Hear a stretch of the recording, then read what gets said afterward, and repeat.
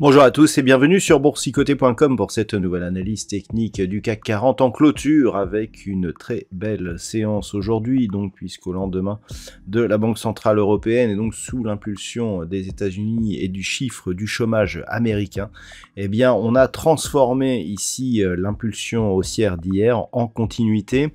Ce matin je vous indiquais que tant que l'on restait ici au-dessus de cette zone 7110-115 qui a agi comme support sur la séance, eh bien on restait dans une dynamique haussière. On en a eu la parfaite illustration aujourd'hui, puisqu'après un contact ici sur cette zone de point bas, on a cassé, on a même fracassé l'objectif des 7198 points qui avait déjà presque été atteint hier, et même l'extension de Fibonacci que je vous présentais il y a peu par rapport à cette phase de consolidation ici qui nous donnait un objectif à 7219,31. Au terme de cette séance, eh bien le CAC 40 clôture au plus haut du jour à 7233,94 et gagne 0,94% par rapport à la clôture de la séance précédente. Donc on a bien ici une confirmation de la poursuite haussière du mouvement que l'on avait déjà pressenti, même dans la phase ici de consolidation.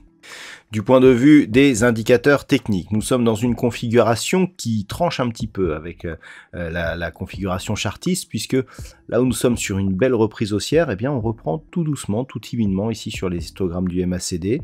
On a une petite évolution haussière qui se fait donc sur des niveaux très proches de la zone neutre.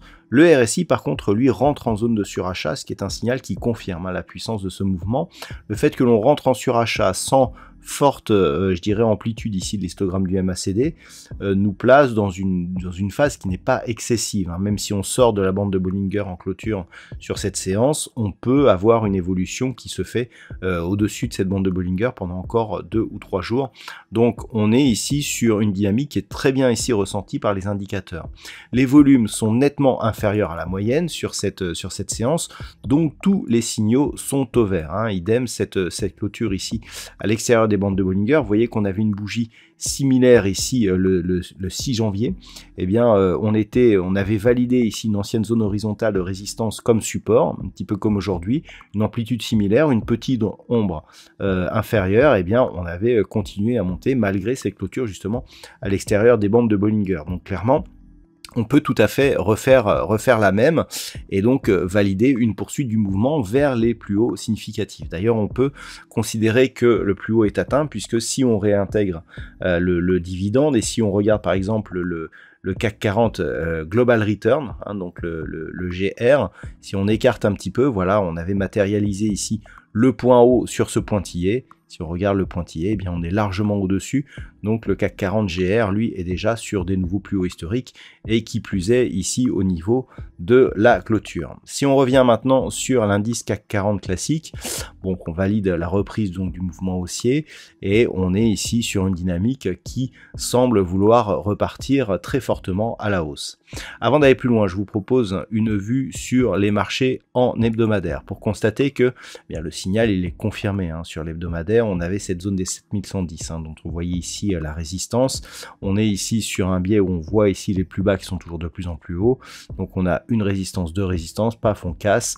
On est quasiment à la suivante. Et donc on est ici sur une poursuite de mouvement. Au niveau des indicateurs, eh bien nous sommes là aussi sur une dynamique qui est confirmée à la hausse. Les histogrammes du MACD évoluaient déjà d'une manière positive. On entre en zone de surachat ici au niveau du RSI. Donc là aussi, on est tout à fait dans la dynamique donc haussière sans phase d'excès. Donc d'un point de vue hebdomadaire, ce qu'il faut surveiller maintenant, c'est un possible retour ici sur cette zone de point haut, 7320 points, qui sera donc le prochain objectif moyen terme.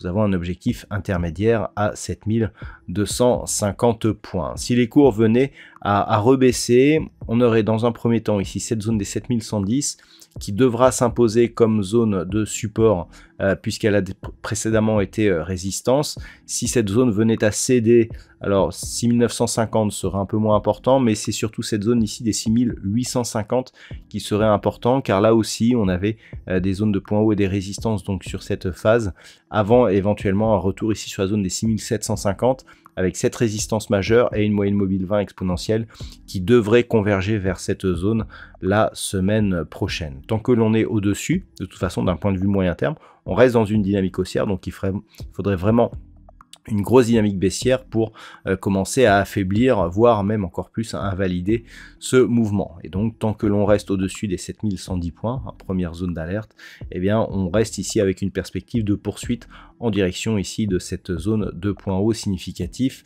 donc point haut à 7320 points. Si on revient maintenant sur la vue daily, alors comment aborder cette séance lundi? Alors déjà cette extension de Fibonacci, nous n'en avons plus besoin. Eh bien tout simplement, là aussi on va chercher à valider donc des zones. Alors cette zone des 7198, 7200 points, elle n'a pas été significative sur la construction haussière, donc comme il s'agit d'une zone horizontale qui se base sur des niveaux d'il y a plus d'un an, on peut avoir ici des zones d'incertitude par rapport à cette zone majeure, donc il ne faudra pas trop en tenir compte.